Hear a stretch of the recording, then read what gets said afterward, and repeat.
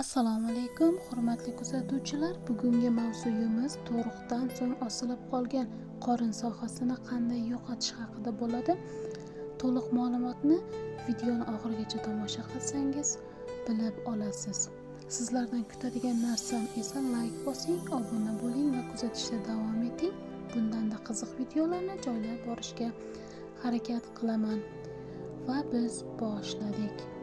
Tug'ruqdan so'ng 80% ayollarimiz qorin sohasi osilib qolganligi sababli o'zini noqulay his qiladi. Kiyimlar to'g'ri kelmaydi. Keyin qanday davo topishni ham bilishmaydi. Men sizlarga hozir juda ham qiziq bir ma'lumot berib ketmoqchiman. Inshaalloh hammaga shifo bo'ladi degan umiddaman. Bunda bizga atigi ikkita mahsulot kerak bo'ladi. 2 dona tuxum va paket. Strech bo'lsa yaxshi bo'lardi, chunki tuxumni ushlab turadi. Buni qo'llashda esa bizga tuxumning faqat sariq qismi kerak bo'ladi, oq qismi surtilmaydi. Ayollar, esingizda tursin, oq qismi ushlamaydi, oqib ketadi va o'zingiz noqulay his qila boshlaysiz, ta'sir qilmaydi.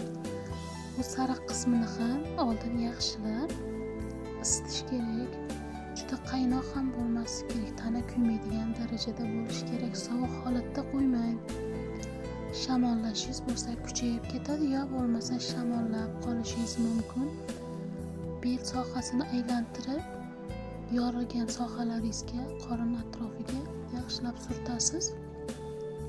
So'ng ustidan strech bilan yaxshilab uni yopib qo'yasiz. Ustidan esa birorta mato bilan yopib mahkamlab qo'yishingiz kerak. 1 kun turishi kerak, esingizda tursin. Masalan, kechasi qo'ysangiz, bu kunisi kechgacha turishi kerak. Yaxshi ta'sir qilmaydi. Kun ora qo'yiladi, через день. Har kuni qo'yib ham bo'lmaydi. Hammaga rahmat, obuna bo'lish esdan chiqmasin.